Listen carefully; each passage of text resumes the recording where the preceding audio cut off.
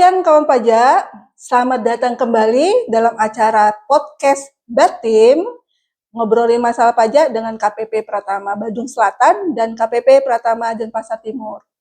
Apa kabarnya kawan pajak hari ini? Semoga kawan pajak semua dalam keadaan sehat dan bahagia selalu ya.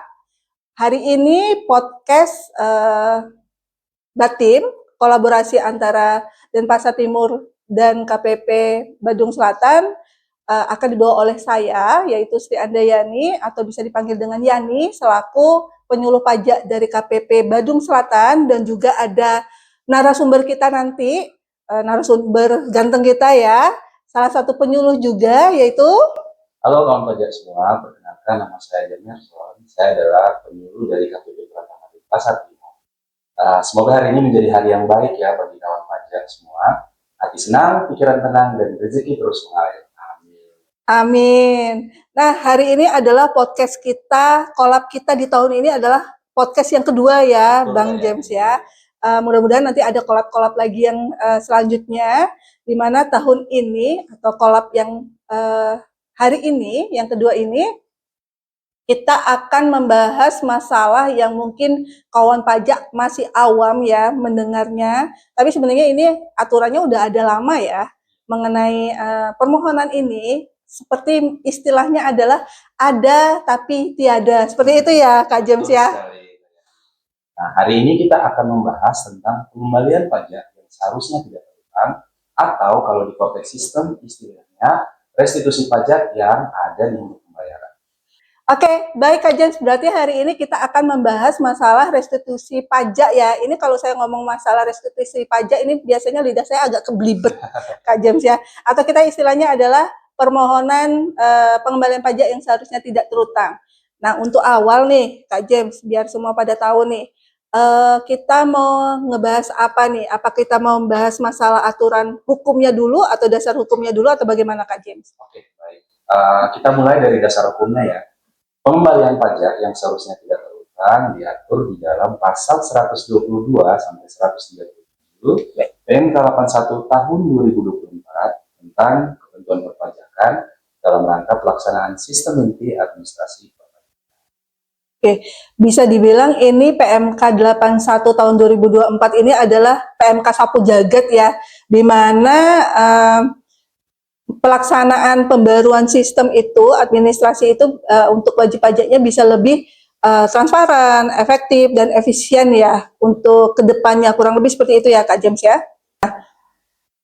Kak James, untuk pertanyaan selanjutnya nih, selain dasar hukum, misalnya wajib pajaknya mau mengajukan restitusi atau pengembalian pajak yang seharusnya tidak terhutang nih, bagaimana sih atau seperti apa sih wajib pajaknya itu mengajukan permohonannya? Oke, baik. Untuk wajib pajak yang akan mengajukan permohonan pengembalian pajak seharusnya tidak terhutang atau restitusi ada diatur di dalam pasal 122 ayat 1 tahun 2024 tentang apa saja bisa diajukan.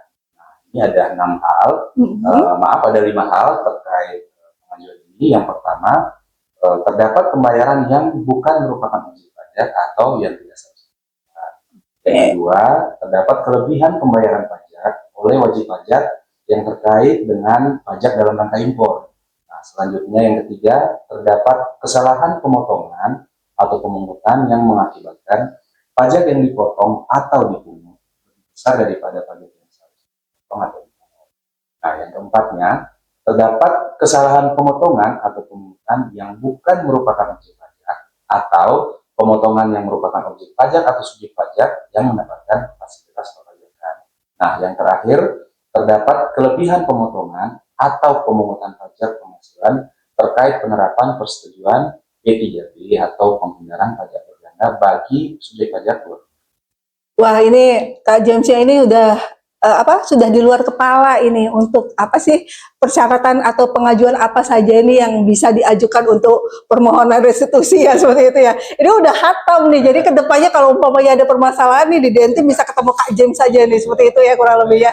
Kurang lebih untuk ini Kak James, kita dulu taunya adalah ada istilah pemindah bukuan atau PBK ya, kalau kita ada kesalahan pembayaran atau ada kelebihan pembayaran seperti itu ya. Dulu kita mengenal ada istilahnya PBK. Jadi tahun ini atau enggak sejak adanya PMK 81 tahun 2024, jadi kalau ada kesalahan pembayaran nih atau wajib pajak, ada kawan pajak semua ada kelebihan pembayaran tidak bisa mengajukan pemindah bukuan lagi atau bagaimana ini Kak James? Nah, kawan pajak, kalau pemindah bukuan atau PBK sekarang sudah tidak sefleksibel dulu. Hanya kalau saya bilang ada 3 saja yang bisa diajukan melalui pemindah bukuan, seperti deposit pajak. Lalu yang kedua ada pembayaran pajak penghasilan untuk pengalihan hak atas tanah dan bangunan. Nah, yang intinya belum dilakukan penerbitan suket untuk validasi. Dan yang terakhir ada biaya meterai yang belum digunakan. Nah, ada poin yang terakhir sebenarnya yang ada di dalam ketentuannya juga terkait dengan jumlah pembayaran yang lebih besar dari pajak yang terutama. Nah, khusus yang poin terakhir ini akan kita bahas mungkin secara khusus nanti di podcast berikutnya tentang pemindah bukuan. Oke, baik Kak James. Jadi intinya ada masih yang bisa diajukan pemindah bukuan, tapi tidak seperti sebelum-sebelumnya ya. Ada syarat dan ketentuan berlakunya seperti itu ya Kak James ya. Oke, baik kawan pajak. Ini mungkin akan ada pertanyaan selanjutnya untuk Kak James. Kita udah tahu nih pengajuan kalau ada kesalahan atau kelebihan pembayaran pajak, wajib pajak bisa mengajukan restitusi nih, permohonan restitusi, tidak melalui pemindah bukuan lagi. Nah, caranya bagaimana Kak James untuk pengajuannya sendiri? Untuk pengajuan pengembalian permohonan pengembalian pajak yang ini ada 3 cara kayak. Yang pertama dilakukan secara online. Kalau secara online berarti wajib pajak akan masuk ke akun Korteksnya dan melalui portal wajib pajak akan memilih formulir restitusi pajak. Nah, yang kedua bisa datang langsung ke kantor pajak terdekat atau ada namanya KP2KP, kantor pelayanan dan penyuluhan perpajakan seluruh Indonesia. Jadi bisa datang ke kantor pajak. Nah, yang terakhir bisa mengajukan permohonan melalui kantor pos atau lewat jasa ekspedisi dan melalui kurir. Nah, kalau melalui surat seperti ini, pastikan alamatnya itu harus sesuai dengan alamat tempat wajib pajak terdaftar seperti itu. Karena jika tidak demikian, maka permohonannya akan dikembalikan atau tolak seperti itu. Oke. Sekarang bukannya kalau pengajuan tadi dibilangkan disampaikan harus melalui KPP yang terdaftar seperti itu. Kalau misalnya wajib pajaknya nggak bisa nih, nggak bisa datang ke KPP-nya yang terdaftar, bagaimana nih Kak James? Apa bisa melalui, dan wajib pajak juga misalnya Korteknya masih belum diaktifasi seperti itu, ada cara lain nggak? Baik, kalau misalnya seperti itu tadi saya bilang untuk Korteks, kenapa bisa datang di semua kantor pajak? Karena Korteks sendiri sudah borderless ya. Jadi wajib pajak ketika datang, ketika tidak bisa mengakses akun Korteks, itu ada indikasinya mungkin belum melakukan aktivasi. Nah, aktivasi Korteks ini bisa datang ke kantor pajak mana saja. Setelah melakukan aktivasi Korteks, nanti akan mendapatkan akun. Kemudian lewat akun itulah wajib pajak akan melakukan pengisian formulir restitusi pajak. Oke, baik. Oh, ini kayaknya nih saya hampir lupa. Ada hal penting juga yang perlu diketahui oleh kawan pajak kita. Nah, beberapa hal penting lainnya itu juga harus diperhatikan dalam pengajuan permohonan. Yang pertama itu wajib pajak harus memiliki data rekening bank di profil wajib pajak. Karena pengajuan permohonan pengembalian pajak ini, pengembalian pajak yang seharusnya tidak terutang, ini harus dikembalikan ke rekening wajib pajak. Untuk itu dipastikan kalau sudah ada data rekening wajib pajak di profil wajib pajak. Nah, yang kedua, permohonan harus diajukan oleh kuasa wajib pajak atau wakil wajib pajak. Ini dalam hal misalnya yang mengajukan adalah wajib pajak badan seperti PT, CV, atau instansi pemerintah, atau misalnya pemungut PPN luar negeri. Jadi pengajuannya akan dilakukan oleh wajib pajak dengan cara melakukan impersonating. Nah, untuk wajib pajak yang kawan pajak yang mungkin sudah sering berinteraksi dengan Korteks pasti sudah tahu nih cara untuk melakukan impersonating. Itu kayak. Oke, baik. Ini hal yang menarik nih, dan mungkin salah satu yang baru mungkin ya. Salah satunya adalah pada saat perekaman atau mengajukan permohonan pemindah bukuan kan jadinya nih permohonan pengembalian pajak yang seharusnya tidak terutang atau pengajuan permohonan restitusi, wajib pajak harus mendaftarkan dulu atau merekam terlebih dahulu nomor rekeningnya. Nah, bisa dijelaskan lebih lanjut nggak Kak nih? Cara merekamnya sendiri seperti apa, nomor rekeningnya wajib pajak tersebut di sistem Cortex? Baik. Untuk perekaman nomor rekening atau data rekening wajib pajak di dalam sistem Cortex, ada beberapa langkah yang perlu diikuti. Yang pertama, pastikan sudah login ke cortex.tjp.pajak.go.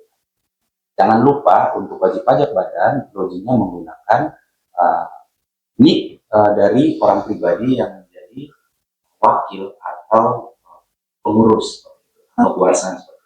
Yang kedua, kita bisa masuk ke menu portal saya, perubahan data, lalu klik identitas wajib pajak. Nah, pada bagian rekening bank, nanti bisa di-scroll ke bawah, biasanya di bawahnya itu ada pilihan data rekening bank.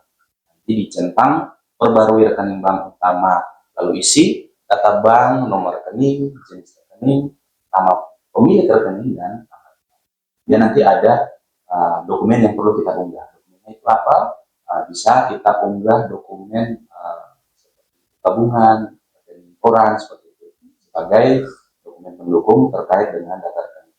Kemudian nanti kita perlu mencentang pernyataan lalu klik simpan. Nah, ada beberapa case di mana ketika kita mengklik simpan ada muncul notifikasi error. Ada error, contohnya ada unknown error atau error yang tidak diketahui. Nah, ini kita bisa abaikan dengan cara kita coba klik lagi hingga nanti pasti berhasil untuk terbentuk yang namanya cache. Nanti ada satu cache, nomor cache lebih tepatnya itu akan diproses oleh petugas dari kantor pajak. Oke, baik Kak James. Ini sebenarnya kalau kita perhatikan mudah sekali ya dalam perekaman nomor rekening di Cortex System. Semoga nanti kawan pajak setelah mendengar penjelasan dari Kak James seperti itu bisa untuk merekamnya ya, atau nanti kalau tidak bisa mungkin ada tutorial-tutorial dari YouTube seperti itu bisa dilihat mungkin ya Kak James ya. Oke, kita ke pertanyaan selanjutnya Kak. Nah, untuk pengembalian sendiri, misalnya permohonan restitusi atau pengembalian pajak ini disetujui nantinya oleh kantor pajak ya, apakah wajib pajak bisa memilih nih, misalnya dia meminta dikembalikan ke deposit pajak saja, tidak usah ke rekening. Apakah bisa seperti itu Kak James? Pada dasarnya atau pada prosesnya, wajib pajak bisa mengajukan pengembalian ke deposit pajak. Namun, pengajuan permohonan tetap harus melampirkan data rekening bank. Setelah dilakukan penelitian oleh petugas, akan ada yang namanya surat konfirmasi yang akan dikirim ke wajib pajak. Atas surat tersebut akan dijawab oleh wajib pajak untuk menentukan kemana pengembalian kelebihan pembayaran pajaknya. Apakah mau ke rekening wajib pajak atau masuk ke deposit pajak. Oke, berarti intinya adalah wajib pajak bisa memilih ya, tidak harus ke rekening, tapi ke deposit juga bisa ya Kak ya. Oke, baik. Kalau kita sudah membahas masalah rekening pajak, masalah cara permohonannya diajukan melalui apa, nah ini sekarang nih poinnya adalah syarat-syaratnya apa Kak James? Kalau umpamanya kita mau mengajukan permohonan restitusi nih, dokumen-dokumen apa saja yang harus kita siapkan? Baik, kalau bicara persyaratan tentu lebih banyak bicara tentang dokumen yang harus disiapkan ya Kak. Oke, baik. Nah, terkait itu kita kembali lagi ke ketentuannya. Di dalam pasal 124 dari 81 tahun 2004 disebutkan bahwa wajib pajak harus melampirkan dokumen berupa yang pertama adalah penghitungan pajak yang seharusnya tidak terutang disertai dengan alasan permohonan pengembalian atas kelebihan pembayaran pajak yang seharusnya tidak. Kemudian yang kedua, kalau misalnya disampaikan oleh kuasa wajib pajak, maka perlu dilampirkan dengan surat kuasa khusus. Nah, ada juga lampiran-lampiran pendukung lainnya untuk memperkuat alasan dan permohonan wajib pajak. Biasanya ini diatur dengan regulasi-regulasi yang sebagai aturan pelaksanaan misalnya dari. Oke, baik Kak James. ini sebenarnya sistem Cortex ini sebenarnya memudahkan wajib pajaknya dalam mengajukan permohonan-permohonan, kurang lebih seperti itu ya. Ada kalanya wajib pajak itu juga enggan datang ke KPP misalnya karena aduh antrian, aku males ngantri, seperti itu ya Kak James ya. Jadi sebenarnya sistem Cortex ini sudah menganut sistem kayak borderless ya. Wajib pajak bisa di mana saja, kapan saja mengakses Cortex seperti itu ya. Jadi memudahkan wajib pajaknya sendiri untuk melakukan hak dan kewajibannya, kurang lebih seperti itu. Nah, untuk pengajuannya sendiri mungkin Kak James bisa memberikan tutorial singkatnya lah, tutorial singkatnya bagaimana caranya mengajukan permohonan restitusi atau pengembalian pajak yang seharusnya tidak terhutang melalui Cortex System. Mungkin Kak James bisa. Ini dari tadi kalau saya perhatikan ya kawan pajak, Kak Jamesnya nggak berani menatap saya loh seperti itu. Ada apa dengan saya? Ayo Kak James silakan dilanjutkan lagi. Oh, karena ini pertemuan pertama kita. Iya, pertama kita. Kolaborasi antara KPP Bandung Selatan dengan KPP Denpasar Timur. Setelah adanya mutasi ya, rombak ya seperti itu. Baik, kita lanjutkan lagi. Kak James. Oke.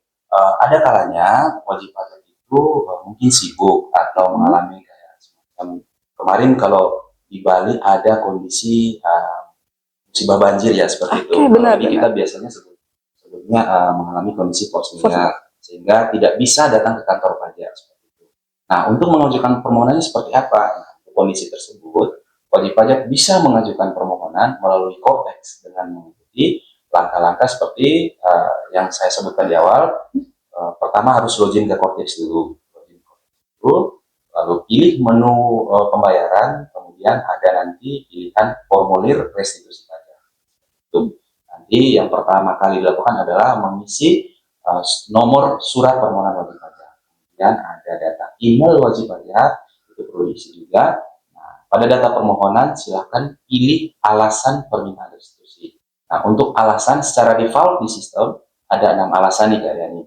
Nah, 6 alasan itu mulai dari permohonan pengembalian kelebihan pembayaran pajak seharusnya tidak terhutang yang dipersamakan dengan laporan SPT, sampai dengan permohonan pengembalian kelebihan pembayaran pajak yang seharusnya tidak terhutang terkait dengan pembayaran yang belum digunakan. Nah, setelah itu nanti kita perlu si wajib pajaknya atau kawan pajak silakan memilih kode akun pajak, kode jenis setoran, masa tahun pajak, mata uang, dan jenis akun wajib pajak. Kemudian pada jenis detail akun wajib pajak nanti ada pilihan tambah data. Nah, kawan pajak perlu mengklik atau memilih tambah data untuk nanti ada data pembayaran yang keluar. Data pembayaran itu ditunjukkan dengan adanya nomor transaksi penerimaan negara atau NPN yang seharusnya tidak terhutang. Kemudian kita kawan pajak harus perlu mengisi nominal pembayaran yang diminta.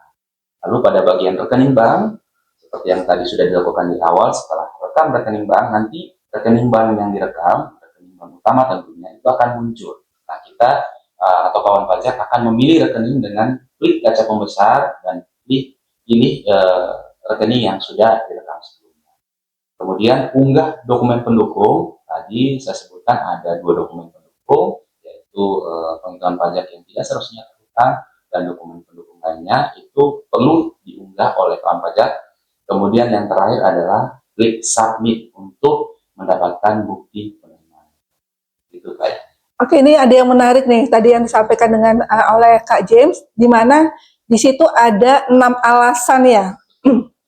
Baik itu yang terkait SPT, yang dipersamakan dengan pelaporan atau pembayaran yang belum digunakan dan ada yang lainnya. Nah, agar kawan pajak nih tidak sampai salah memilih alasan apa nanti pada saat dia pengajuan permohonan nih, mungkin Kak James bisa menjelaskan perbedaannya alasan-alasan tersebut itu apa Kak? Baik Kak Yani, akan saya jelaskan ya perbedaannya. Tadi disebutkan di awal tadi kalau ada 6 alasan yang dipilih, yang bisa dipilih oleh kawan pajak melalui menu drop down seperti itu. Nah, alasannya apa saja? Yang pertama terkait kelebihan pembayaran atau pemotongan bagi wajib pajak yang memiliki peredaran bruto sampai nilai tertentu itu digunakan untuk mengajukan kelebihan pembayaran pajak atau pemotongan pajak untuk wajib pajak orang pribadi UMKM dengan omset mencapai 500 juta dalam 1 tahun sesuai ketentuan dalam Undang-Undang Harmonisasi Peraturan Pajak. Nah, syarat pengajuannya adalah wajib pajak UMKM itu sudah melaporkan SPT tahunan PPh orang pribadi dan terdapat data pembayaran PPh final UMKM atau data bukti potong PPh final UMKM. Nah, kemudian yang kedua nih, terkait dengan nilai pembayaran yang belum digunakan. Untuk nilai pembayaran yang belum digunakan, silakan kawan pajak mengajukan kelebihan pembayaran pajak atas pembayaran yang memiliki nilai sisa pada buku besar wajib pajak. Ini contohnya misalnya deposit pajak. Deposit pajak yang dibayar, misalnya wajib pajak punya tax planning untuk pembayaran pajak. Dia menyetorkan deposit pajak, namun ketika pada akhirnya setelah pajak perhutangnya itu dibayarkan, masih ada tersisa deposit pajak yang belum digunakan. Nah, di pilihan kedua ini, wajib pajak bisa melakukan permintaan untuk Dikembalikan seperti itu ya. Nah, yang ketiga terkait pembayaran yang dipersamakan dengan pelaporan. Ini seperti apa? Nah, dalam ketentuan sendiri wajib pajak kalau misalnya melakukan pembayaran seperti ya final UMKM itu dipersamakan dengan pelaporan SPT massa. Kalau dulu selain wajib pajak membayar, wajib pajak itu harus melakukan pelaporan SPT massa. Nah, kalau aturan yang terbaru itu wajib pajak ketika melakukan pembayaran itu dipersamakan dengan pelaporan. Yang dimaksudkan di poin 3 adalah seperti itu pembayaran PPh final UMKM, PPh pasal 25 angsuran, pasal 25 baik. Kemudian ada namanya pemberitahuan penggunaan deposit mesin meterai digital seperti itu. Oke. Nah, yang keempat terkait dengan SPT ya. Terkait dengan SPT itu digunakan untuk mengajukan kelebihan pembayaran pajak atas SPT pembetulan yang bernilai lebih bayar. Seperti apa? Seperti contohnya SPT masa unifikasi. Kalau SPT masa unifikasi mungkin pada saat kawan pajak, mungkin kawan pajak yang sudah sering berinteraksi konteks SPT masa unifikasi ketika statusnya lebih bayar, nah, nanti tidak akan ada pilihan untuk pengembalian kelebihan pembayaran. Oke, baik. Nah, pengembaliannya melalui apa? Nah, pengembaliannya melalui mekanisme pengembalian pajak yang seharusnya tidak terutang. Melalui restitusi ini ya. Melalui restitusi ini. Nah, ini poin yang terkait SPT yang dimaksudkan adalah seperti itu. Salah satunya adalah SPT masa PPh unifikasi, SPT masa PPh final pengungkapan harta bersih, dan terakhir adalah SPT masa pengungkapan kerugian atau terakhir. Kemudian poin kelima terkait dengan bukti transaksi. Nah, bukti transaksi ini adalah faktur pajak, bukti potong seperti itu. Nah, itu digunakan untuk mengajukan kelebihan pembayaran pajak atas dokumen-dokumen seperti itu tadi, bukti potong atau faktur pajak.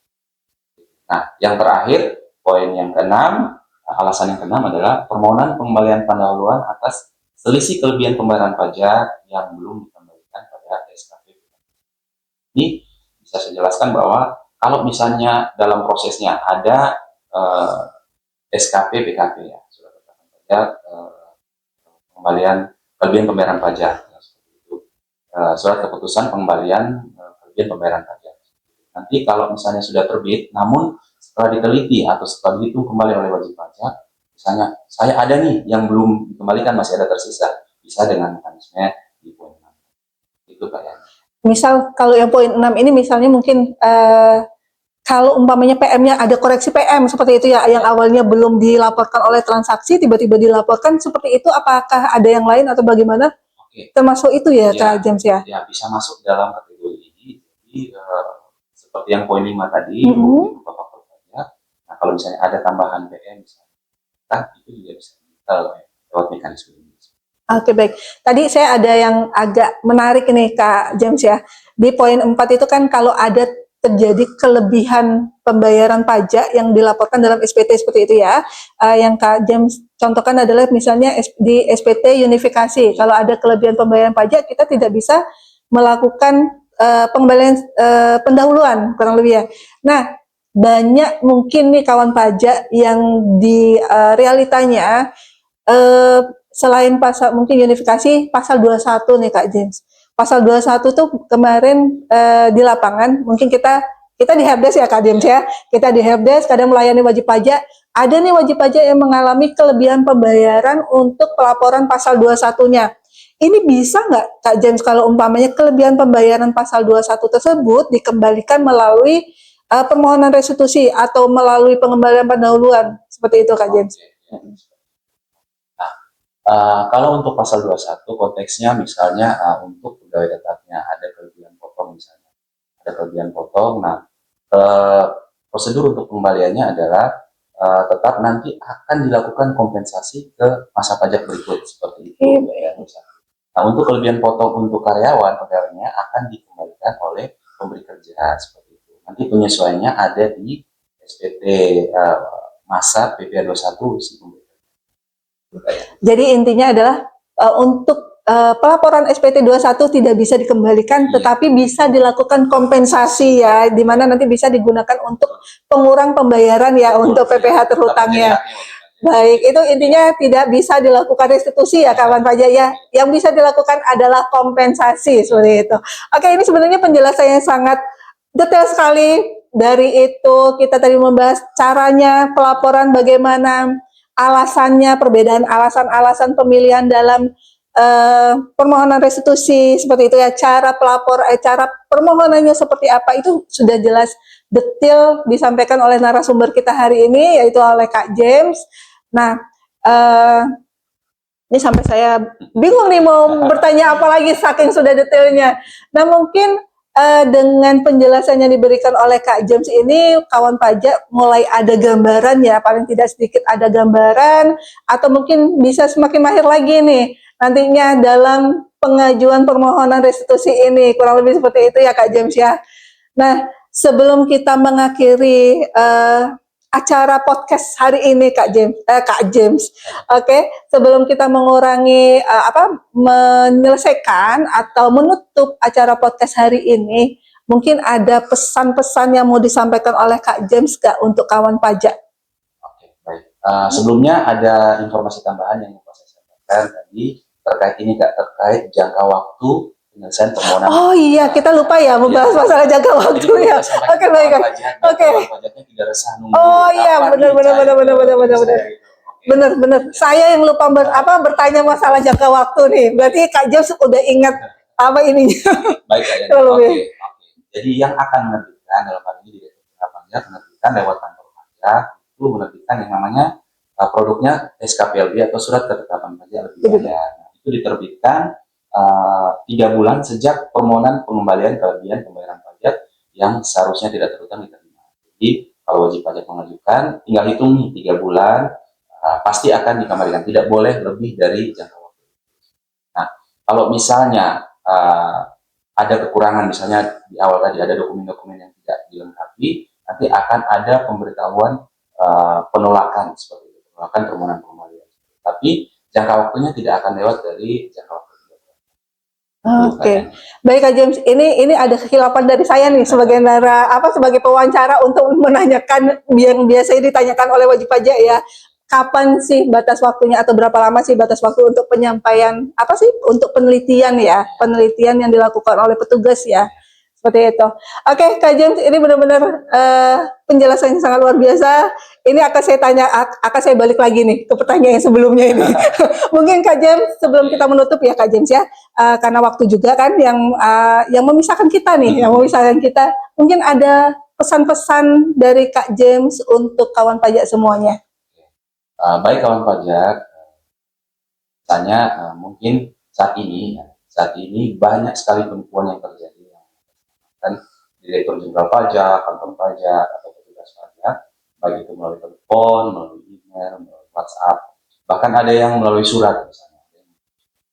Terkait hal itu, kawan pajak harus tetap waspada dengan kalau bisa jangan secara mudah untuk memberikan data pribadi kita kayak.